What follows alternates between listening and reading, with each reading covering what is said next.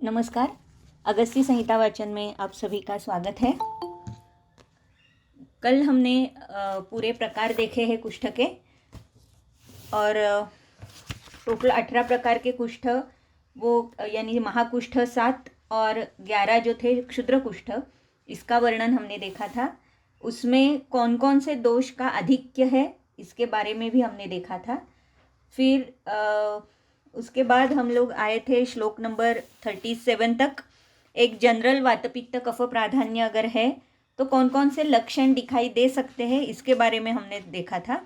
अभी आज हमारा श्लोक नंबर हमने कल पढ़ा था 37, 38, तो यहाँ से हम इसकी शुरुआत कर रहे हैं। तो श्लोक नंबर 37।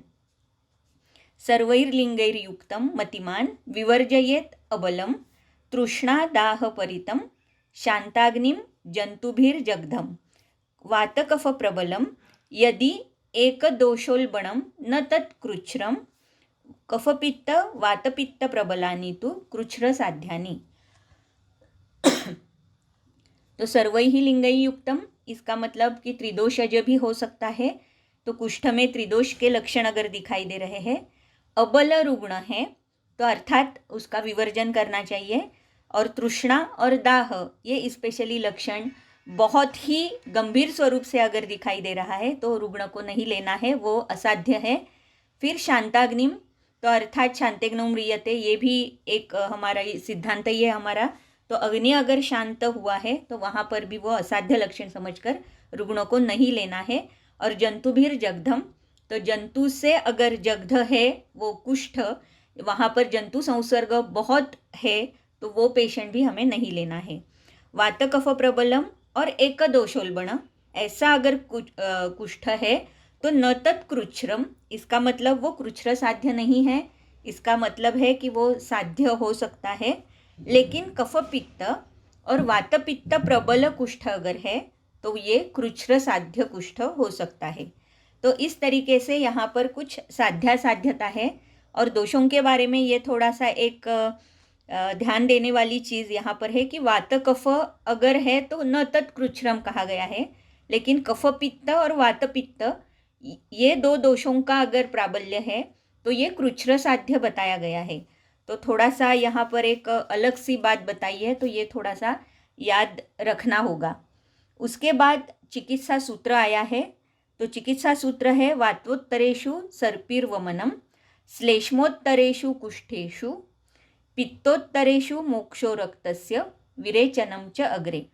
वमन विरेचन योगाः कल्पोक्ताः कुष्ठीनां प्रयोक्तव्याः, प्रच्छन्नम् अल्पे कुष्ठे महती च शस्तं शिराव्यधनम्। बहुदोषः संशोध्यः कुष्ठी बहुशो अनुरक्षता प्राणान्, दोषे हि अतिमात्रऋते वायुर्हन्यात् अबलम् आशु। स्नेहस्य पानमिष्टं शुद्धे कोष्ठे प्रवाहिते रक्ते, वायुर्हि शुद्धकोष्ठं कुष्ठिनम अबलम विशति शीघ्रम। तो यहाँ पर ये जो हम हमेशा पहले 2 लाइन ही चिकित्सा सूत्र के तौर पर याद रखते हैं कि वातोत्तरेषु सर्पिर्वमनम, लेकिन ये 2 लाइनों के साथ ये आगे वाला भी जो श्लोक है इसका भी पठन होना, मनन होना बहुत आवश्यक है। तो इसीलिए पहले हम इसका अर्थ देखते हैं। वातोत्तरेषु सर्पिः, तो अगर वात प्राधान्य से हुआ कुष्ठ है तो वहाँ पर सर्पीपान। वमनम श्लेष्मोत्तरेषु कुष्ठेषु, अगर श्लेष्म प्राधान्य से हमें कुष्ठ के लक्षण दिखाई दे रहे हैं तो वहाँ पर वमन कहा गया है। पित्तोत्तरेषु मोक्षो रक्तस्य, अगर पित्त का प्राधान्य है तो विरेचनम च अग्रे, यानी कि विरेचन पहले देने के बाद फिर मोक्षो रक्तस्य, यानी कि पित्तोत्तरेषु मोक्षो रक्तस्य विरेचनम च अग्रे, ये पूरी लाइन एक साथ पढ़ना है। और इसके अग्रे इसका मतलब पहले विरेचन करना है, उसके बाद रक्त मोक्षण करना है। तो इसका अर्थ ये नहीं है कि यानी कि अगर सीरीज से ऐसे देखा जाए तो पहले रक्त मोक्षण और फिर विरेचन, इस तरीके की ये चिकित्सा नहीं है। तो विरेचनम च अग्रे, पहले विरेचन उसके बाद मोक्षो रक्तस्य। वमन विरेचन योगाः कल्पोक्ता कुष्ठीनां प्रयोक्तव्या, तो कल्पस्थान में बहुत सारे योग आए हुए हैं। तो वमन विरेचन के जितने सारे योग हैं तो ये योग हम यहाँ पर कुष्ठ के लिए प्रयुक्त हम कर सकते हैं युक्ति प्रमाण का प्रयोजन करके। फिर प्रच्छन्नम अल्पे कुष्ठे महती च शस्तम शिराव्यधनम। अगर कुष्ठ उत्तान है, अल्प है, तो वहाँ पर सिर्फ प्रच्छन्न कर्म हम कर सकते हैं। लेकिन अगर महती है या गंभीर स्वरूप है उसका, तो वहाँ पर शिराव्यधन करना है। बहुदोषः संशोध्यः कुष्ठी बहुशो अनुरक्षता प्राणान। तो यहाँ पर बहुदोष अर्थात कुष्ठ जो है, जैसे मैंने कहा कि प्रमेह के बाद कुष्ठ आया है, तो संतर्पणोत्थ ही संप्राप्ति मैक्सिमम प्रायः यहाँ पर दिखाई देती है। और दोषों की अवस्था, ये बहुदोषावस्था इस तरीके की ही होती है। तो बहुदोषावस्था अगर है तो वहाँ पर संशोधन करने की आवश्यकता है। और संशोधन के तौर पर पहले ही वमन विरेचन कह चुके हैं।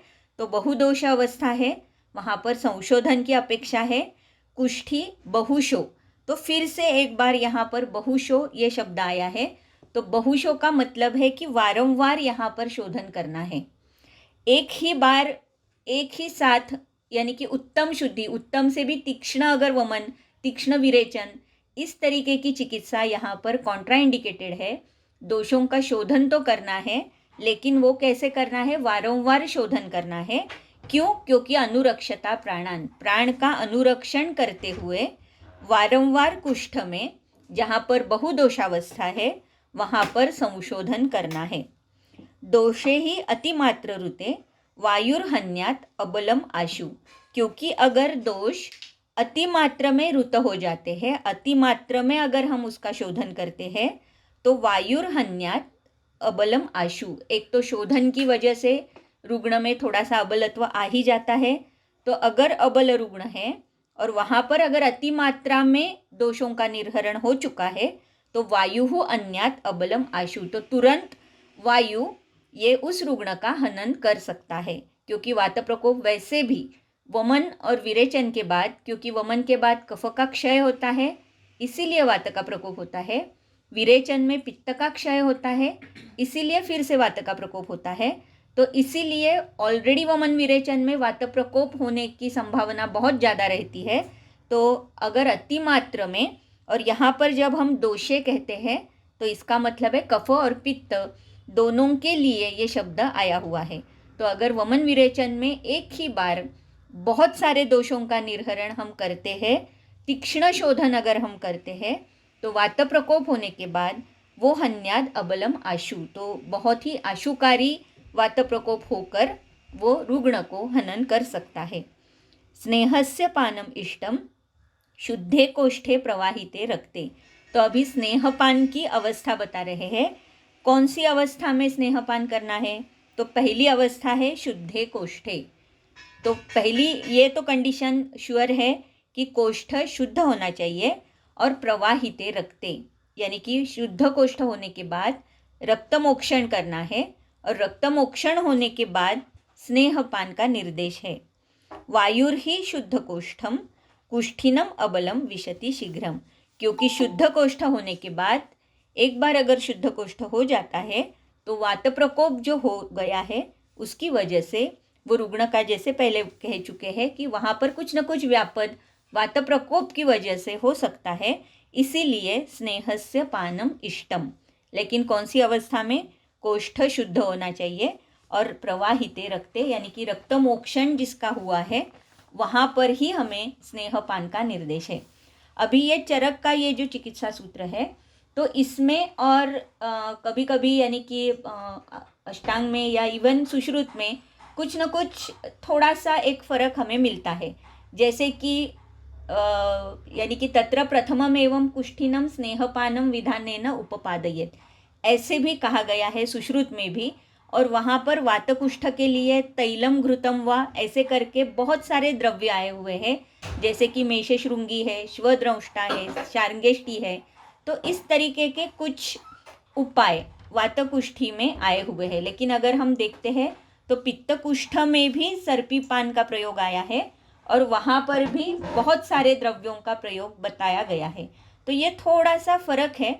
और कफकुष्ठ में स्पेशली तुवरक तेल और भल्लातक तेल का प्रयोग वहाँ पर कह चुके हैं सुश्रुत में। तो ये एक थोड़ा सा एक डिफरेंस है जो कि चरक चिकित्सा स्थान और सुश्रुत चिकित्सा स्थान के कुष्ठ में आया हुआ है।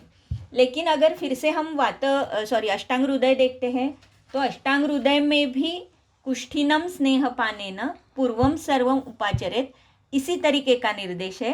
और तत्र वातोत्तरे तैलम घृतम व साधितम हितम, तो साधितम हितम कौन से साधितम हितम, ये द्रव्यों का वर्णन सुश्रुत में भी आया है और वाग्भट में भी आया है, जैसे कि दशमूल, अमृता, एरंड, शार्ंगेष्ठा, मेषशृंगी इत्यादि।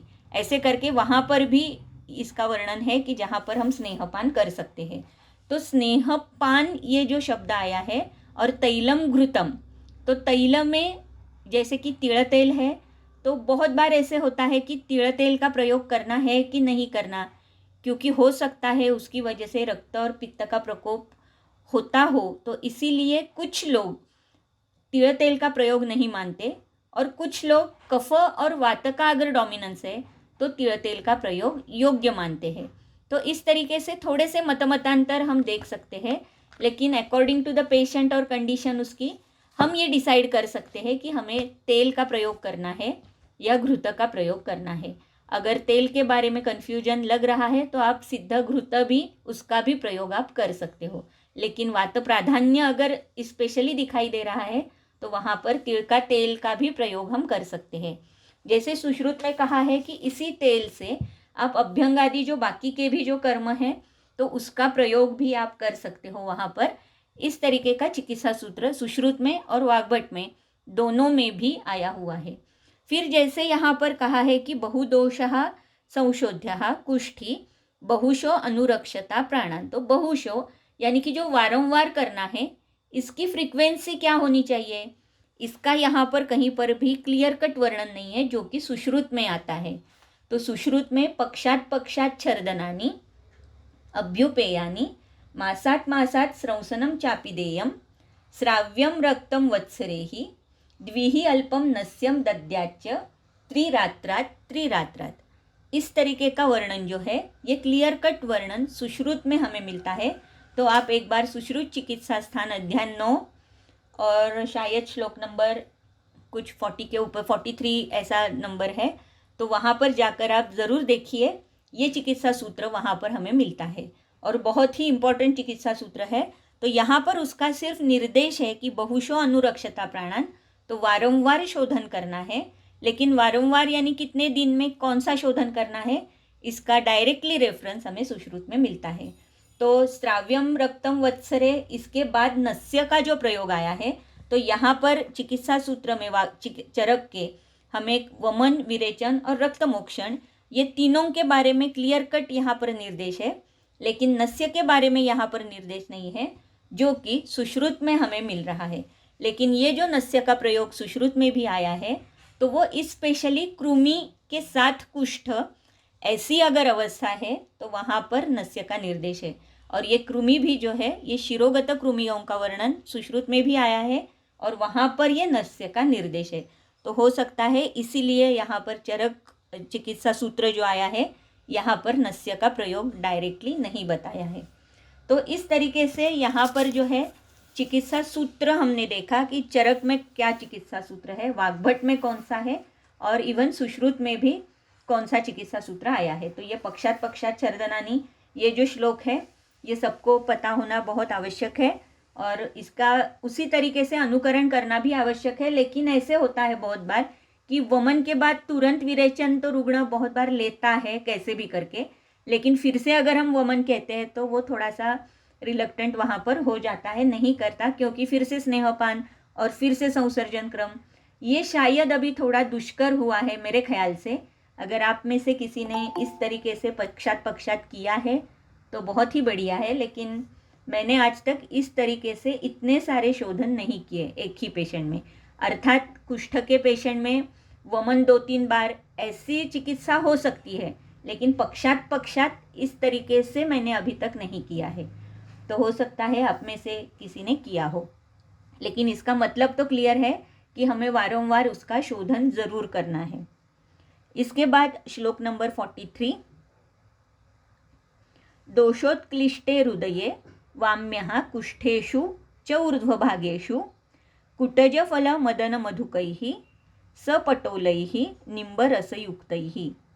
शीतरसः पक्वरसो मधूनि मधुकं च वमनानि कुष्ठेषु त्रिवृता दंती त्रिफला च विरेचने शस्ता। तो यहाँ पर वमन और विरेचन के कंडीशंस और कुछ द्रव्यों का प्रयोग इसके बारे में कह रहे हैं। तो पहला है दोषोत्क्लिष्टे हृदये वाम्यः कुष्ठेषु च ऊर्ध्वभागेषु। तो मैंने स्थान विभागेषु ये जो हमने 3 कारण देखे थे कि समान प्रकृति होने के बावजूद भी हमें अलग अलग लक्षण कैसे मिलते हैं कुष्ठ में। सप्तद्रव्य सारे कुष्ठ में एक ही है, तो कारण तो सब में समान है, सबका स्वभाव समान है, फिर भी हमें अलग अलग एग्जीक्यूशंस कैसे दिखाई देते हैं। तो इसके लिए जो हमने 3 कारण देखे थे, जैसे कि अंशांश कल्पना, दोषों का अनुबंध, और तीसरा कारण हमने देखा था स्थान विभागेन। तो ये स्थान विभागेन तब भी मैंने कहा था कि अगर सोरियासिस के स्पेशली पेशेंट्स आते हैं हमारे पास, तो बहुत बार दारुणक से शुरुआत होती है, उनकी शिरस्थ शुरुआत होती है और बाद में आते आते उर तक या दोनों हाथ पर इस तरीके से उसका प्रसर हमें दिखाई देता है। तो इसीलिए हमेशा पहली शुरुआत कहाँ से हुई, ये अगर हिस्ट्री हम अच्छे से लेते हैं तो वहाँ पर हमें वमन करना है कि विरेचन से शुरुआत करनी है, या विरेचन का पूर्व कर्म के तौर पर हमें वमन करना है, जैसे कि सुश्रुत में बताया है। तो ये सोचकर हमें चिकित्सा करनी होती है। तो ऊर्ध्व भागेशु ये जब यहाँ पर कहते हैं तो इसका मतलब है कि कफस्थानगत अगर कुष्ठ दिखाई देता है और उत्कृष्ट दोष है तो वहाँ पर हम वमन कर सकते हैं, या चिकित्सा की शुरुआत जो है ये वमन से हम कर सकते हैं। तो इसीलिए पहला वमन दिया है। और ऐसा है कि जैसे प्रमेह के बाद का ये कुष्ठ है, तो कुष्ठ संतर्पणोत्थ है, तो बहुत बार ऐसे होता है कि वमन से ही शुरुआत करनी होती है और वमन के बाद हम विरेचन अगर देते हैं तो उसके भी रिजल्ट्स हमें अच्छे मिल सकते हैं। लेकिन ऐसे भी होता है क्लिनिकल प्रैक्टिस में कि पेशेंट ये दोनों कर्म करने के लिए तैयार नहीं होता, तो स्पेशली स्थान विभाग देखकर फिर हमें डिसाइड करना होता है कि वमन से शुरुआत करनी है या विरेचन से शुरुआत करनी है, क्योंकि इकोनॉमिकली भी पेशेंट नहीं मानता और ये स्नेहपान के लिए भी कभी कभी नहीं मानता। तो इसीलिए यहाँ पर लेकिन आइडियली पहले वमन करके फिर विरेचन करना, यही एक्चुअली एक सही चिकित्सा हो सकती है। तो उसके लिए वमन के लिए कुछ द्रव्यों का प्रयोग यहाँ पर है कि कुटज फल यानी इंद्रिय मदन मधुकैः सपटोल निम्ब रसयुक्तैः। तो पटोल और निम्ब रसयुक्त ऐसे कुटज फल मदन और मधुक, तो चरक ने वामक और वमनोपग ऐसे 2 गण दिए हैं, लेकिन जैसे हमें पता है कि शोधनादि गण संग्रह में अष्टांग हृदयकारों ने एक ही मदन मधुक लंबा ऐसे करके एक ही गण का प्रयोग किया हुआ है। तो वामक और वमनोपग ये आप कैसे, यानी कि आप कैसे ट्रेंड है आपके यहाँ पर, आप कैसे देते हो, अकॉर्डिंगली हम इसका वमन के लिए प्रयोग कर सकते हैं, यह द्रव्यों का। यहाँ पर शीतरसः पक्वरसो मधुनी मधुकम च वमनानी, ये जो शब्द आया है तो टीका में थोड़ा सा एक अलग सा इसका वर्णन है। तो शीतरस और इसका वर्णन हम नीचे देखते हैं। शीतरसः शीतकषायः यथा विरेकम क्रमश्च, नहीं सॉरी ये विरेचन का नहीं है, शीतरसः शीतकषायः। तो यहाँ पर कह रहे हैं कि एक तो यानी कि शीतरस शीत कषाय का प्रयोग करना है, लेकिन नीचे योगींद्रनाथ सेन की और एक टीका आई है, नीचे आप देखिए। तो यहाँ पर शीतरसः अपक्वेन इक्षुरसादीना कृतः सिधुः, तो सिधु से वमन करना है ऐसे लिखा है, और पक्वेन च कृतः पक्वरसः। तो शायद ये जो है पक्वरस, इसका मतलब है कि वो क्वाथ है, और शीत कषाय यहाँ पर जो कहा है तो योगींद्रनाथ सेन का जो यानी उनकी जो टीका है तो वहाँ पर उनको शायद सिधु अपेक्षित है। तो एक बार ये भी आप देख सकते हो और कंफर्म कर सकते हो। तो सिधु और पक्वरस यानी कि क्वाथ, इनके प्रयोग से भी हम वमन कर सकते हैं। फिर है कुष्ठेषु त्रिवृता दंती त्रिफला च विरेचने शस्ता। तो विरेचन अगर देना है तो त्रिवृत दंती त्रिफला ये विरेचन के लिए बहुत ही प्रशस्त है। संवीरक तुषोदक आलोडनम आसवाश्च सिधुनी, तो यहाँ पर फिर से सिधु का वर्णन है। तो वामक और विरेचक ऐसे दोनों अवस्थाओं में सिधु का प्रयोग इसका मतलब किया हुआ है। शंस्यन्ति अधोहराणाम यथा विरेकम क्रमश्च इष्टः। तो शंसन्ति इसका मतलब है जो संसर्जन क्रम है, आप नीचे भी देख सकते हो। यथाविरेकम क्रमश्च इष्ट इति प्रधान मध्य अवरशुद्धि अपेक्षया पेयादि क्रम त्रिशो द्विश एकशो वा कार्यः। तो जो संसर्जन क्रम है, जो हम पेया, विलेपी, अकृतयुष, कृतयुष ऐसे जो हम देते हैं संसर्जन क्रम में, तो शोधन देखकर उत्तम शोधन हुआ है, मध्यम शोधन है या हीन शोधन है, ये देखकर हमें ये संसर्जन क्रम के जो अन्न काल है वो तय करने होते हैं। तो विरेचन के लिए उत्तम शोधन की मात्रा है 30 वेग, मध्यम की है 20 वेग और हीन की है 10 वेग। तो 30, 20 और 10 ये जो मात्रा है, अकॉर्डिंगली हमें ये अन्न काल जो है वो डिसाइड करने होते हैं। अगर उत्तम शुद्धि होती है तो 3 काल में अन्न काल है। ये पेया, विलेपी, अकृतयुष, कृतयुष ये जो सारी चीज़ें हैं ये हमें 3 काल में प्रयोग करनी है। अगर मध्यम शोधन है यानी 20 वेग हुए हैं तो वहाँ पर हमें 2 काल का प्रयोग करना है। और अगर हीन शुद्धि हुई है तो ये अन्न काल जो है पेया, विलेपी का, ये एक ही अन्न काल हो जाता है।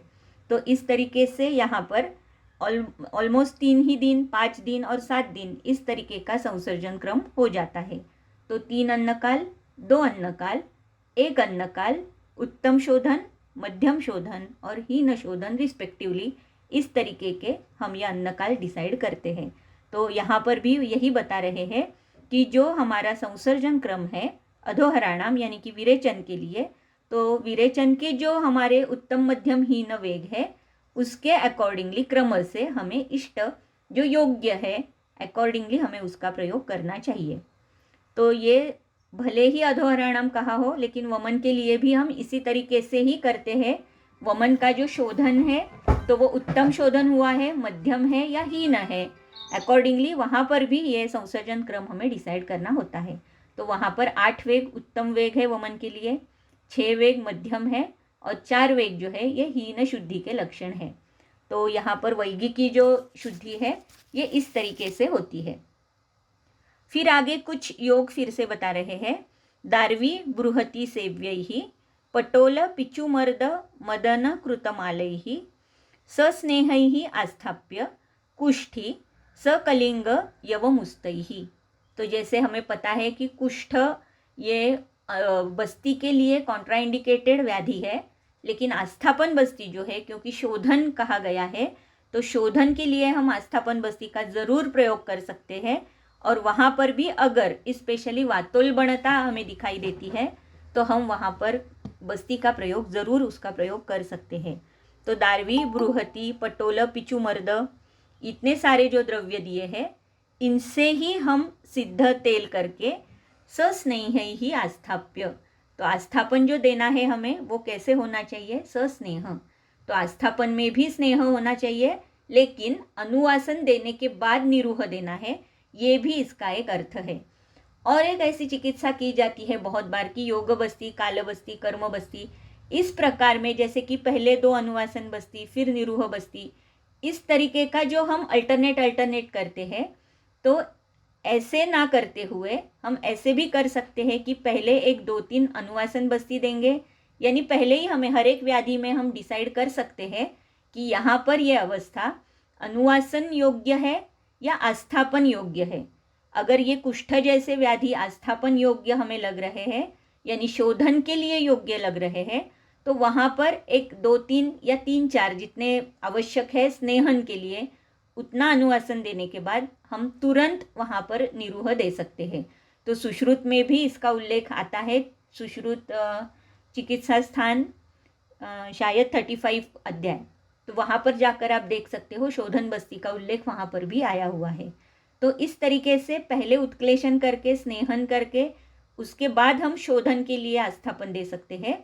या अगर हमें ऐसे लग रहा है कि अनुवासन योग्य रुग्ण है, बहुत ही वात प्रकोप हो चुका है, तो पहले 4, 5, 6 ऐसे अनुवासन देने के बाद वहाँ पर एकांतिक स्नेहन ना हो, इसीलिए हम फिर से वहाँ पर एक आस्थापन दे सकते हैं।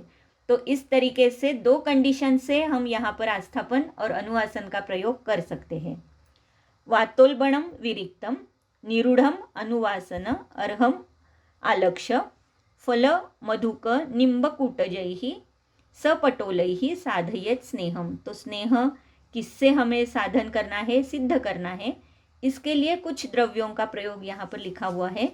तो वातोलबणम विरिक्तम, वातोलबणम में भी हम विरेचन देते ही है, क्योंकि वातस्य यानी कि जो हम चिकित्सा उपक्रम हमने जो देखे हैं, तो वातस्य उपक्रमा स्नेहा स्वेदा संशोधनम मृदु। तो संशोधनम मृदु, तो यहाँ पर विरिक्त जो शब्द आया हुआ है, ये मृदु शोधन के लिए भी इसका प्रयोग हम कर सकते हैं। तो वातोलबण में यानी कि मृदु शोधन तो होगा ही, लेकिन निरूढ़ और अनुवासन ये भी उसके लिए एक योग्य अवस्था है, जो वातोलबणता अगर है तो। और वहाँ पर ये सिद्ध स्नेह के लिए हम क्या क्या प्रयोग कर सकते हैं, कौन कौन से द्रव्यों का प्रयोग हम सिद्ध के लिए कर सकते हैं, आप सिद्धि स्थान में भी जाकर ये देख सकते हो। अध्याय 3 बस्ती सिद्धियों में भी बहुत सारे कल्प आए हुए हैं अनुवासन के लिए। बस्ती सिद्धि नहीं, शायद बस्ती व्यापद में, एक मिनट, सिद्धि स्थान अध्याय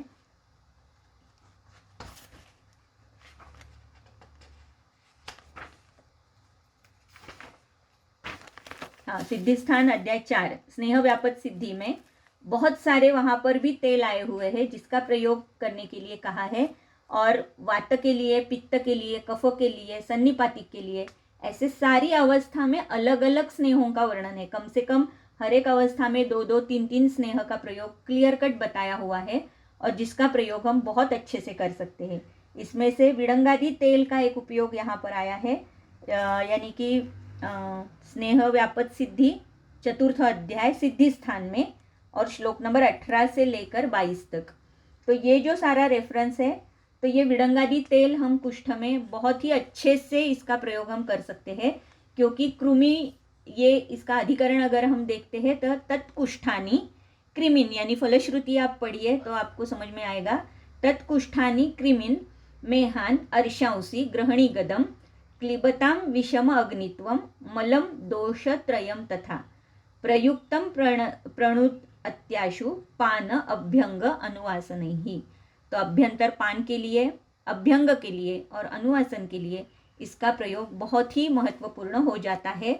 और ये मैंने भी बहुत बार इसका प्रयोग किया है, बहुत ही अच्छा, यानी कि ये तेल का प्रयोग बहुत ही अच्छा, इवन अभ्यंतर पान करने के बाद भी रुग्ण के बहुत सारे लक्षण हमें कम होते हुए दिखाई देते हैं। तो ये विडंगादि तेल, ये रेफरेंस आप ज़रूर देखिए। और बेसिकली स्नेह व्यापद सिद्धि ये जो अध्याय है, इसमें आए हुए बहुत सारे स्नेहों के प्रयोग जो है वो भी एक बार ज़रूर पढ़िए। बहुत इम्पॉर्टेंट वो अध्याय है और बहुत अच्छे से योग वहाँ पर आए हुए हैं। तो यहाँ पर भी जो बताया है, इससे सिद्ध भी स्नेह आप कर सकते हो, लेकिन जो अलग अलग जगह पर अलग अलग जिसका प्रयोग हुआ है, उनका प्रयोग भी आप अनुवासन के लिए, पान के लिए या इवन अभ्यंग के लिए कर सकते हो। जैसे मैंने कहा कि वाग्भट में और सुश्रुत में इसके रेफरेंसेस आए हुए हैं कि कौन कौन से द्रव्यों का प्रयोग आप कर सकते हो। इसके अलावा सिद्धि स्थान में आए हुए इतने सारे कल्प है, इनका प्रयोग भी आप बहुत अच्छे से कर सकते हो।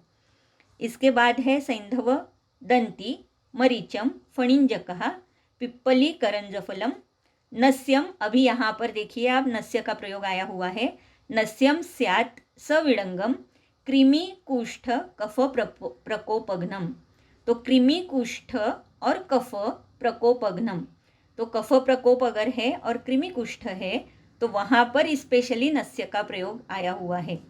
वैरेचनिकैः धूमैः श्लोकस्थाने इतैः प्रशाम्यन्ति कृमयः कुष्ठकिलासः प्रयोजितैः उत्तमांगस्थः।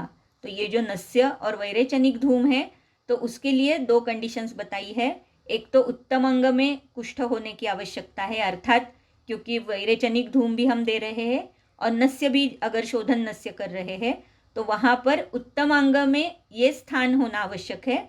और वहाँ पर कृमयः कुष्ठकिलासः, तो कृमियों का कहीं ना कहीं संप्राप्ति में सहभाग यहाँ पर अवश्य होना चाहिए। और इस तरीके की अगर कंडीशन है तो वहाँ पर नस्य और श्लोक स्थान यानी सूत्र स्थान में जो वैरेचनिक धूम आया हुआ है, तो उसका प्रयोग हम ज़रूर कर सकते हैं। तो यहाँ पर वैरेचनिक धूम जो है वो एक्चुअली एक ही धूम का वर्णन वहाँ पर है, लेकिन जितने सारे द्रव्य हम वैरेचनिक धूम के लिए उपयुक्त करते हैं, तो उसका अगर तरतम भाव करके कुछ एडिशन, कुछ वहाँ से निकाल कर, ऐसे करके भी अगर हम उसका प्रयोग करते हैं तो बहुत सारे वैरेचनिक धूम हो सकते हैं, ऐसे टीका में भी लिखा हुआ है। सूत्रस्थाने यद्यपि एकैव वैरेचनिको धूम उक्तः तथापि तत्रोक्तद्रव्यैः व्यस्तसमस्तैः बहवो धूमा भवन्ति इति बहुवचनम इह कृतम। तो वैरेचनिकैः धूमैः, ये जो बहुवचन का प्रयोग किया है, तो यद्यपि एक ही वैरेचनिक धूम का उल्लेख सूत्रस्थान में आया है, लेकिन उसमें भी समस्त व्यस्त समस्त यानी कि प्रमाण में कुछ बदल करके उसका उपयोग हम जरूर कर सकते हैं। इसीलिए अनेक वचन में वैरेचनिकैः धूमैः ये शब्द प्रयोग हुआ है। उसके बाद है श्लोक नंबर 50। स्थिर कठिन मंडलानां स्विन्नानां प्रस्तर प्रणाडिभिः कुर्चैः विघट्टितानां रक्तोत्क्लेशो अपनेतव्यः। अभी यहाँ पर रक्तमोक्षण के बारे में कौन सी अवस्था है, तो क्या यूज़ करना है, इसका बहुत ही डिटेल में वर्णन है। तो स्थिर और कठिन अगर मंडल है, इसका मतलब अगर हम देखते हैं तो कफ प्राधान्य स्पेशली यहाँ पर दिखाई दे रहा है। तो स्विन्नानाम प्रस्तर, और नाड़ी स्वेद से और प्रस्तर स्वेद से हम वहाँ पर स्विन्न कर सकते हैं वो कुष्ठ। तो प्रस्तर स्वेद तो अभी हम ज़्यादा यानी कि मैंने तो कभी नहीं उसका प्रयोग किया है, लेकिन नाड़ी स्वेद का प्रयोग हम ज़रूर कर सकते हैं। और कुष्ठग्न जो द्रव्य है उनका क्वाथ बनाकर उनसे अगर हम नाड़ी स्वेद करते हैं तो वो प्रयोग बहुत ही यशस्वी हमें दिखाई देता है। कुर्चैः विघट्टितानां रक्तोत्क्लेशो अपनेतव्यः। तो कुर्च से ये जो शस्त्र है इसे रक्तोत्क्लेश करके यानी कि रक्त निकालना है हमें, रक्तमोक्षण वहाँ पर करना है। तो कुर्च से ये रक्तमोक्षण हमें यहाँ पर करना है।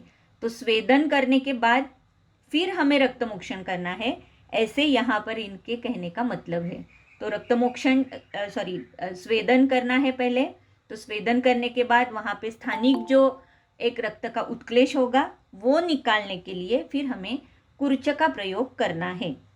अनुपवारिजानां मांसानां पोट्टलैः सुखोष्णैश्च स्विन्न उत्सन्नं विलिखेत कुष्ठम तीक्ष्णेन शस्त्रेण। तो यहाँ पर पोट्टली स्वेद का वर्णन है, यानी संकर स्वेद का वर्णन है।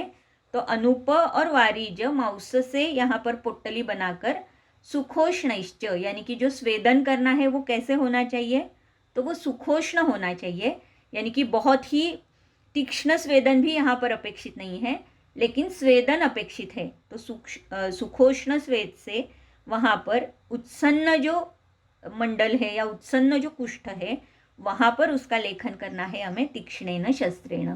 तो तीक्ष्ण शस्त्र से, जैसे यहाँ कुर्चा बताई है, उससे हमें वहाँ पर घर्षण करके या वहाँ पर विलिखित लेखन करना है उस कुष्ठ का, इस तरीके का वर्णन है।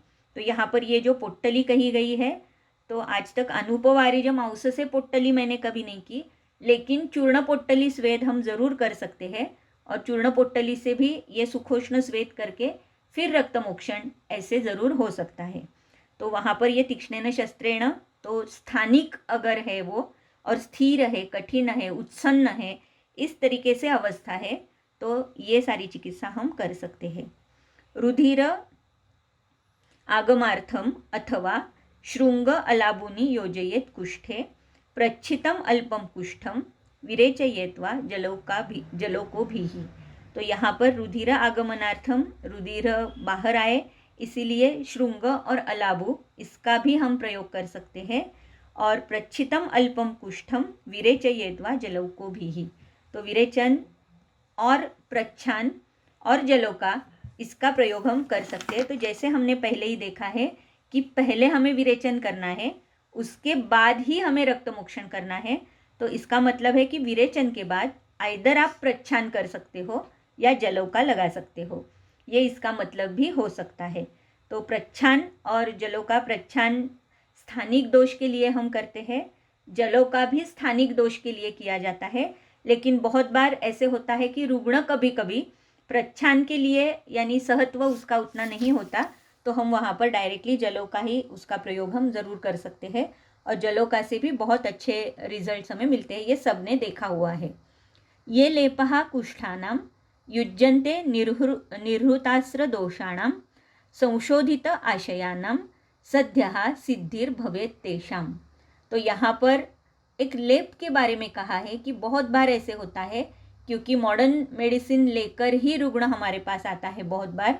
तो जैसे कि वो डर्मेटोलॉजिस्ट के पास जाता है तो पहले ही बहुत सारे क्रीम्स और इसका प्रयोग वो डर्मेटोलॉजिस्ट करता है, तो रुग्ण की ये एक मानसिकता हो जाती है कि अगर हम डॉक्टर के पास स्किन के लिए जाते हैं तो कुछ न कुछ लेप हमें ज़रूर मिलना चाहिए, यानी कि लोकल एप्लीकेशन के लिए हमें कुछ न कुछ ज़रूर मिलना चाहिए। लेकिन आयुर्वेद में हमें ऐसे क्लियर कट यहाँ पर निर्देश है कि पहले दोषों का निर्हरण होना आवश्यक है, उसके बाद असंशोधित आशयानाम। इसका मतलब है कि पहले वमन विरेचन आस्थापन जो भी योग्य है उसका प्रयोग करना है, दोषों का निर्हरण करना है। इसका मतलब कि इवन रक्तमोक्षण भी यहाँ पर अपेक्षित है।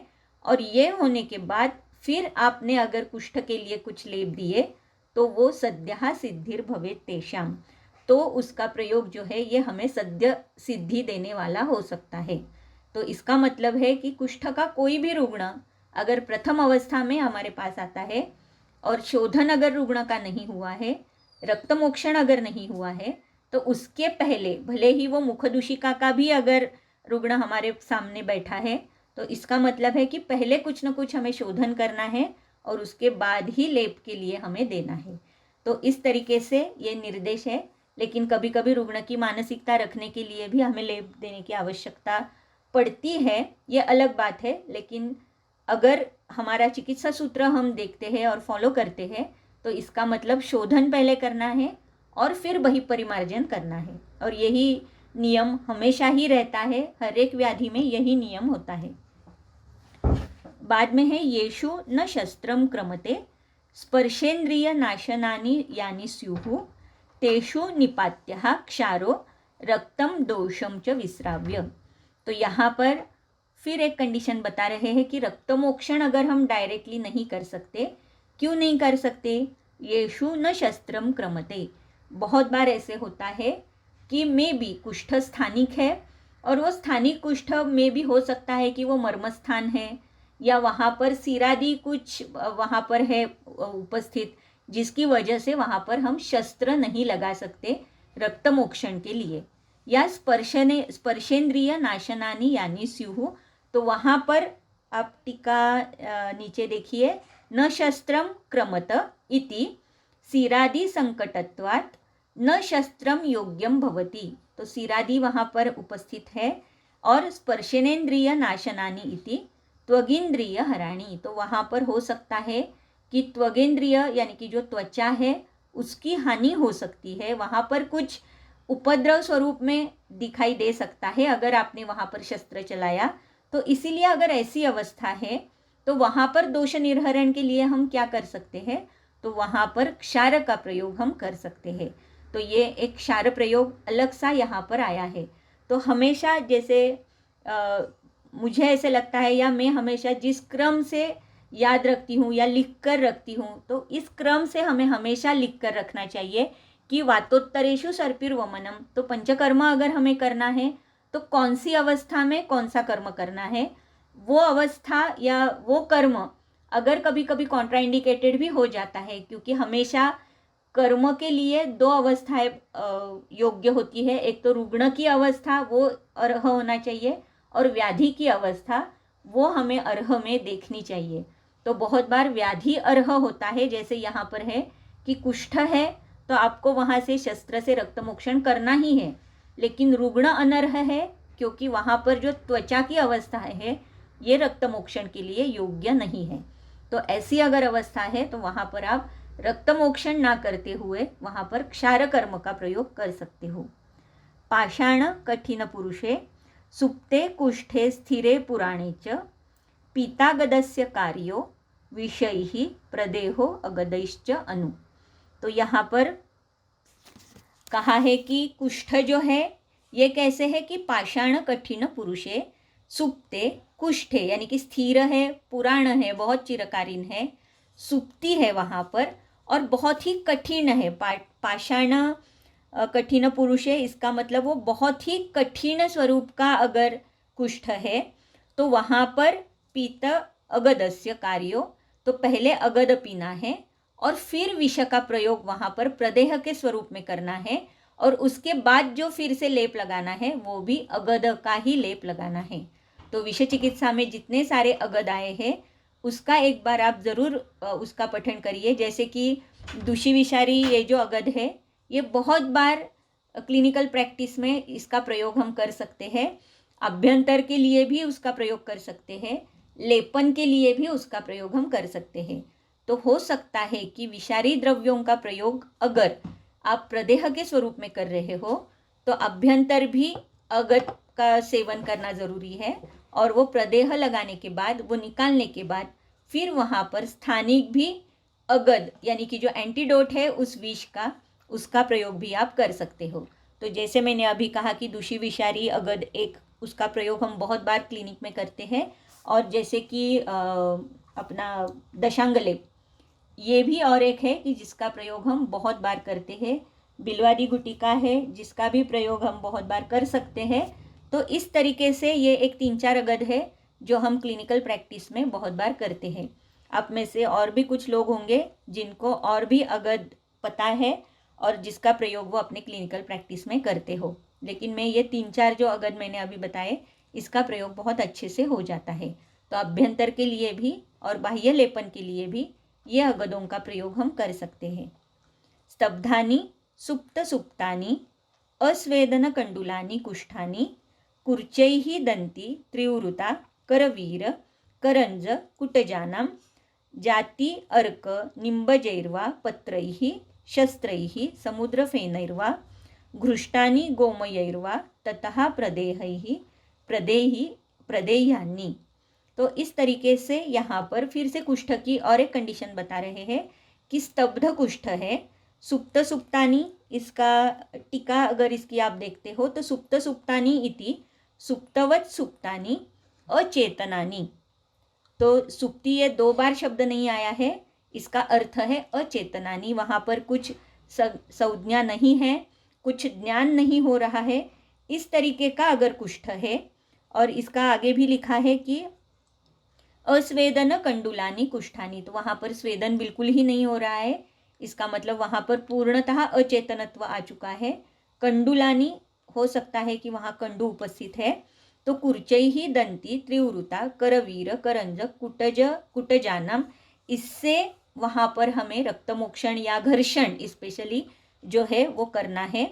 जाति अर्क निम्बजैर्वा पत्रैः, ये पत्रों का प्रयोग है जिससे हमें घर्षण वहाँ पर या लेखन हम कर सकते हैं। शस्त्र का प्रयोग कर सकते हैं, समुद्र फेन का भी प्रयोग कर सकते हैं। समुद्र फेन आप में से देखा होगा किसी ने, लेकिन समुद्र फेन का भी प्रयोग बहुत अच्छे से त्वचा के लिए हम कर सकते हैं और उसे घृष्ट करना है। अगर इसमें से कुछ भी नहीं मिल रहा है तो गोमय से हमें वो कुष्ठ जो है वो घृष्ट करना है, और उसके बाद फिर प्रदेह जो है इसका प्रयोग हम कर सकते हैं। तो घृष्ट करने के बाद यानी कि जो काठिन्य है उसमें वो कम करके फिर वहाँ पर अगर हम लेप लगाते हैं या प्रदेह लगाते हैं तो उसका शायद एब्सॉर्प्शन और ज़्यादा अच्छे से होगा। इसीलिए पहले घृष्ट करके फिर इतने सारे जो लेप है या प्रदेह है इसका प्रयोग आया होगा। श्लोक नंबर 58। मारुत कफकुष्ठघ्नं कर्मोक्तं पित्तकुष्ठीनां कार्यं कफपित्तरक्तहरणं तिक्तकषायैः प्रशमनं च सर्पिंषि तिक्तकानि च यच्च अन्यत् रक्तपित्तनुत्कर्म बाह्य अभ्यंतरम अग्र्यम तत्कार्यम पित्तकुष्ठेषु। तो ये जो स्थिर, कठिन या अचेतन, सुप्ति, स्तब्ध, ये सारे लक्षण अगर हमने देखे तो सारे यानी कि कफ और वात के प्राधान्य से उत्पन्न हुए कुष्ठों का वर्णन अभी तक हो चुका, और वहाँ पर हम कौन से कर्म कर सकते हैं इसका वर्णन भी पहले आ चुका है। तो अभी पित्त कुष्ठ के लिए हम क्या क्या कर सकते हैं इसका उपयोग यहाँ पर बता रहे हैं। तो कफ पित्त रक्तहरणम तिक्त कषायैः प्रशमनम च, तो अगर प्रशमन करना है तो तिक्त और कषाय रस के द्रव्यों के साथ करना है। अदरवाइज रक्तमोक्षण ये तो पित्त के लिए है ही, जो कि कफ के लिए भी बहुत उपयुक्त होगा। तो कफ पित्त अगर संप्राप्ति दिखाई दे रहे हैं या संप्राप्ति में कफ पित्त प्राधान्य दिखाई दे रहा है तो रक्तमोक्षण और तिक्त और कषाय रस के द्रव्यों का प्रयोग ये प्रशमन के लिए हम कर सकते हैं। सर्प्यूषी तिक्तकानि च यच्च अन्यत रक्तपित्तनुत कर्म। और रक्तपित्त अध्याय में जितने सारे हमने घृत देखे हैं तो उन घृतों का प्रयोग भी हम यहाँ पर कर सकते हैं, जिसमें स्पेशली तिक्त रस प्रधान है। तो तिक्त रस प्रधान और रक्तपित्त में आए हुए सारे कर्म, इसका प्रयोग भी हम यहाँ पर कर सकते हैं। तो बाह्य अभ्यंतरम अग्र्यम तत्कार्यम पित्तकुष्ठेषु। तो बाह्य और अभ्यंतर जितने सारे द्रव्यों का प्रयोग वहाँ पर बताया है रक्तपित्त में, उसका प्रयोग हम यहाँ पर ज़रूर कर सकते हैं। तो जैसे कि बाह्य और अभ्यंतर कहा है, तो अभ्यंतर में शोधन के जो अभ्यंतर के हमने देखे थे, तो रक्तपित्त अध्याय में जैसे बताया है, तो पित्त और कफ का अगर प्राधान्य है और उत्क्लेश अगर ऊर्ध्वगामी आपको दिखाई दे रहा है तो हम वमन करते हैं। लेकिन विरेचन भी अगर हम करते हैं तो विरेचन ये उपक्रम कफ का भी शोधन करता है।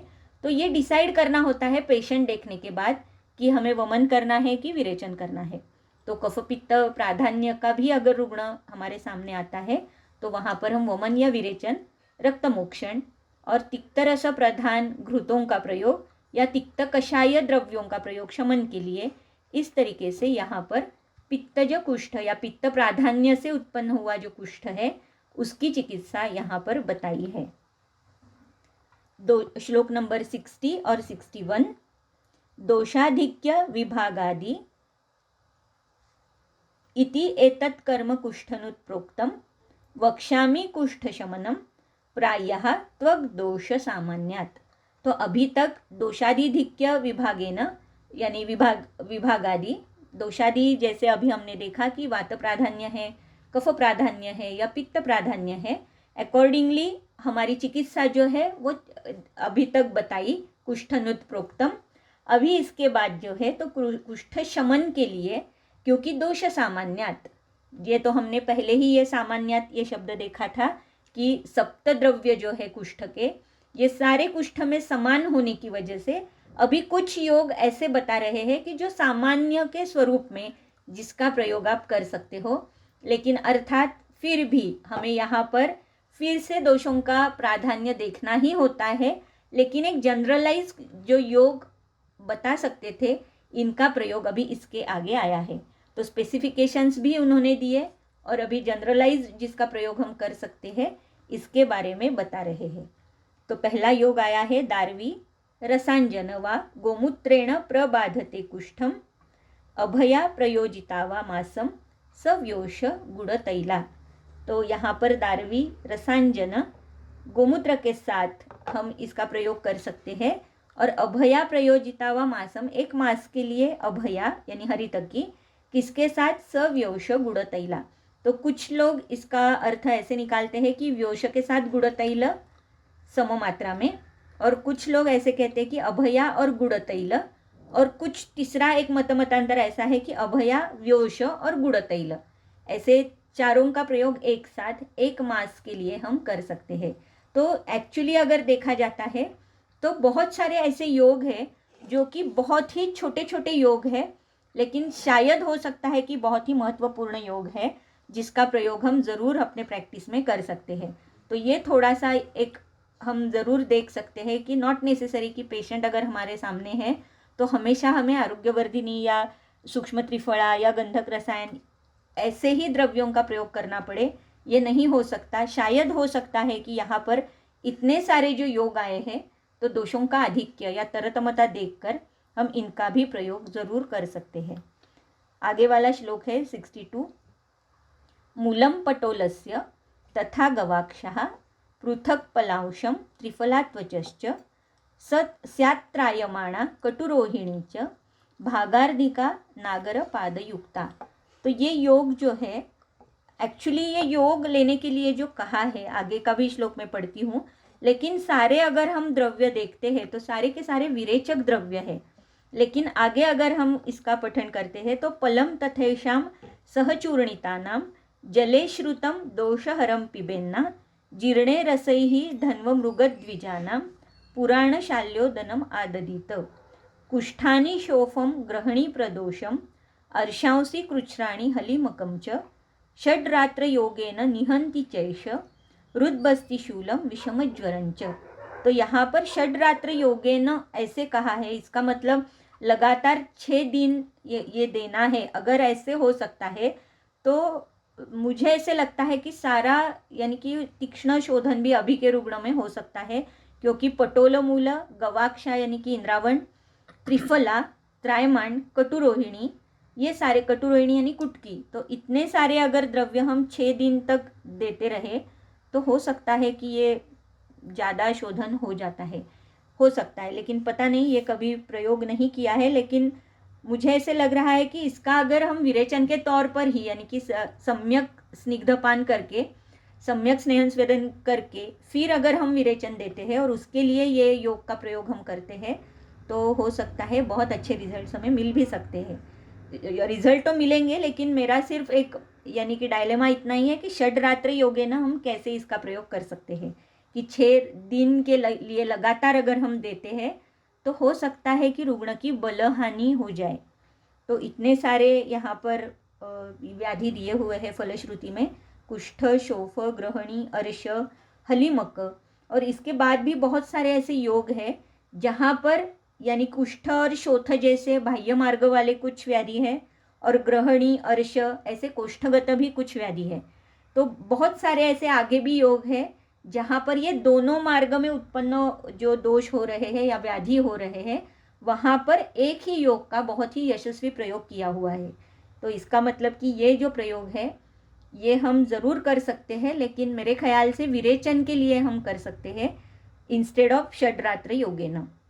तो आप भी इसके बारे में ज़रूर सोच सकते हो, लेकिन ये इसका प्रयोग हम अगर करते हैं तो शायद हो सकता है कि अच्छे रिजल्ट्स हमें मिले। और वहाँ पर प्रयोग भी लिखा है कि पुराण, शाल्य, ओदन और रस, मांस रस इसका यूज़ करना है, इसका भी यहाँ पर वर्णन है। तो इस तरीके से ये जो योग है ये बहुत ही विरेचक, अच्छा विरेचक योग है, जिसका प्रयोग श्लोक नंबर 62, 63 और 64 में आया हुआ है। तो आज के लिए हम यहीं पे रुक रहे हैं, और क्योंकि अभी 8:30 हो चुके हैं तो आज के लिए हम यहीं रुकते हैं। फिर कुष्ठ को लेकर हम मिलते हैं नेक्स्ट मंडे को। तब तक के लिए बहुत बहुत धन्यवाद।